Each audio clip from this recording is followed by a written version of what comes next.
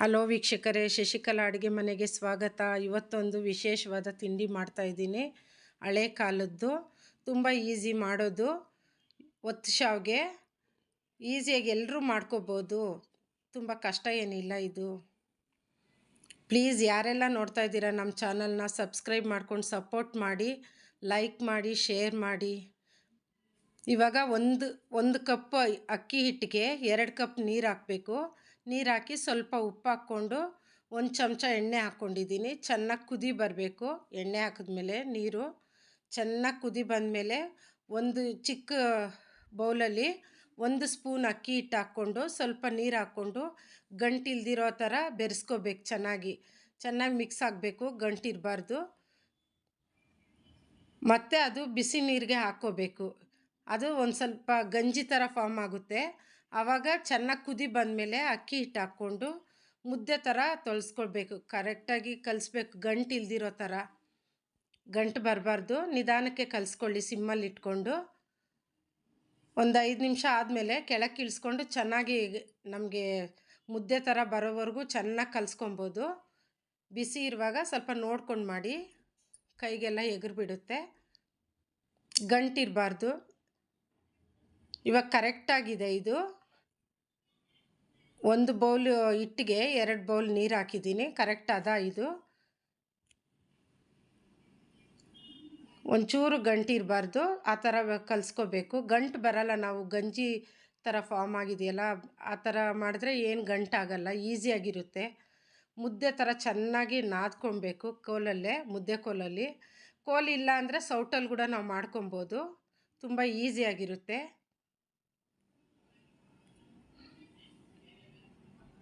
ಇವಾಗ ಒಂದು 10 ನಿಮಿಷ ಸಿಮ್ಮಲ್ಲಿ ಇಟ್ಬಿಟ್ಟು ಬೇಯಿಸ್ಕೋಬೇಕು ಆ ಮುದ್ದೆನ, ಅಕ್ಕಿ ಮುದ್ದೆನ.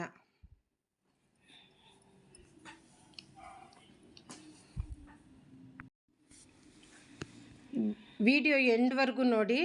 ಇದು ಒಂದು 10 ನಿಮಿಷ ಚೆನ್ನಾಗಿ ಬೇಯಿಸ್ಕೋಬೇಕು ಮುದ್ದೆ, ತಟ್ಟೆ ಮುಚ್ಚಿಬಿಟ್ಟು. ಇವಾಗ ನೋಡಿ, ಕೈಗೆ ಅಂಟಲ್ಲ, ಚೆನ್ನಾಗಿ ಬೆಂದಿದೆ. ನೀರು ಇದು ಮಾಡಿಕೊಂಡು ಕೈಗೆ ನೋಡ್ಕೊಳ್ಬೇಕು. ಆವಾಗ ಕೈಗೇನಾದರೂ ಅಂಟಿದ್ರೆ ಅದು ಬೆಂದಿರಲ್ಲ, ಇನ್ನೊಂದು ಸ್ವಲ್ಪ ಹೊತ್ತು ಬೇಯಿಸ್ಕೋಬೇಕು. ಇವಾಗ ಒಂದು ತಟ್ಟೆಗೆ ನೀರು ಹಾಕಿ ಉಜ್ಜಿಬಿಟ್ಟು ಇವಾಗ ಮುದ್ದೆನ ಚೆನ್ನಾಗಿ ನಾದ್ಕೋಬೇಕು. ಚೆನ್ನಾಗಿ ನಾದ್ಕೊಳ್ಳಿ,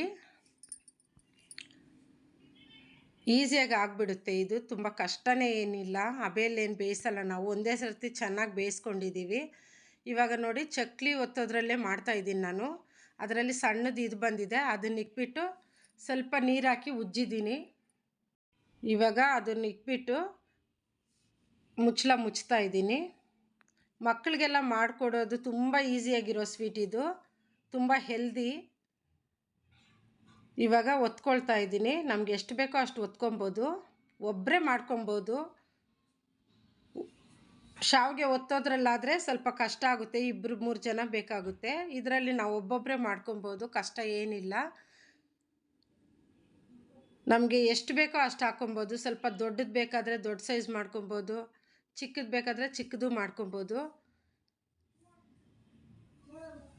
ನೋಡಿ, ಎತ್ತೋದು ಕೂಡ ತುಂಬ ಈಸಿಯಾಗಿ ಬರುತ್ತೆ, ನಾವು ಬಾಳೆ ಎಲೆ ಮೇಲೆ ಹಾಕಿರೋದ್ರಿಂದ.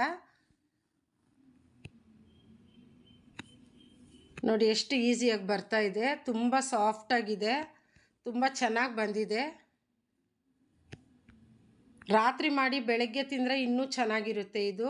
ಎದೆ ನೋವಿಗೆಲ್ಲ ಒಳ್ಳೇದಂತ ಹೇಳ್ತಾರೆ ಹಳೆ ಕಾಲದವರು. ಇವಾಗ ಒಂದು ಬ್ಯಾಚ್ ಆಯಿತು, ಸೆಕೆಂಡ್ ಬ್ಯಾಚ್ ಹಾಕ್ತಾಯಿದ್ದೀನಿ. ಈ ಸಮ್ಮರಲ್ಲಿ ಫ್ರೀಯಾಗಿರ್ತೀವಲ್ಲ, ಮಕ್ಕಳಿಗೆಲ್ಲ ಮಾಡಿಕೊಟ್ರೆ ತುಂಬ ಚೆನ್ನಾಗಿರುತ್ತೆ. ಈಸಿಯಾಗಿ ಮಾಡುವಂಥ ಸ್ವೀಟ್ ಇದು. ಇನ್ನೊಂದು ಬ್ಯಾಚ್ ಹಾಕ್ತಾಯಿದ್ದೀನಿ.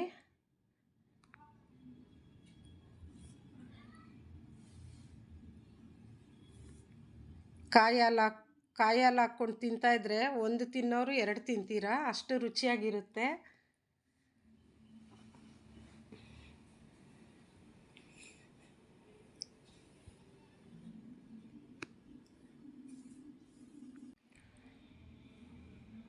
ತುಂಬ ಚೆನ್ನಾಗಿ ಬಂದಿದೆ ಶಾವಿಗೆ.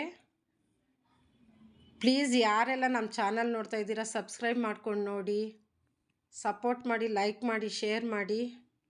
ನೋಡಿ ಇವಾಗ ಕಾಯಿ ಹಾಲು ಮಾಡ್ತಾಯಿದ್ದೀನಿ. ಕಾಯಿ ಹಾಲಿಗೆ 1 ಗ್ಲಾಸ್ ನೀರು ಹಾಕ್ಕೊಂಡು 1 ಕಪ್ಪು ಬೆಲ್ಲ ಹಾಕಿದ್ದೀನಿ. ಒಂದು ಚಿಕ್ಕ ಕಪ್ಪಲ್ಲಿ ಹಾಕ್ಕೊಂಡಿದ್ದೀನಿ ಬೆಲ್ಲ. ಇವಾಗ ತೆಂಗಿನಕಾಯಿ ನುಣ್ಣಿಗೆ ಪೇಸ್ಟ್ ಮಾಡಿ ಇಟ್ಕೊಂಡಿದ್ದೀನಿ, ಅದನ್ನು ಹಾಕ್ತಾಯಿದ್ದೀನಿ.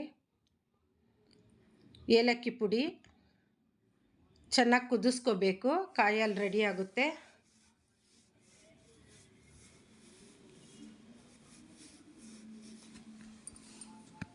ಈ ಥರ ಸ್ವೀಟ್ ತಿಂದರೆ ಏನಾಗಲ್ಲ, ಹೊಟ್ಟೆ ಎಲ್ಲ ಕೂಲಾಗಿರುತ್ತೆ. ಸ್ವೀಟ್ನ ನೀವು ಒಂದು ಸತಿ ಟ್ರೈ ಮಾಡಿ. Thanks for watching.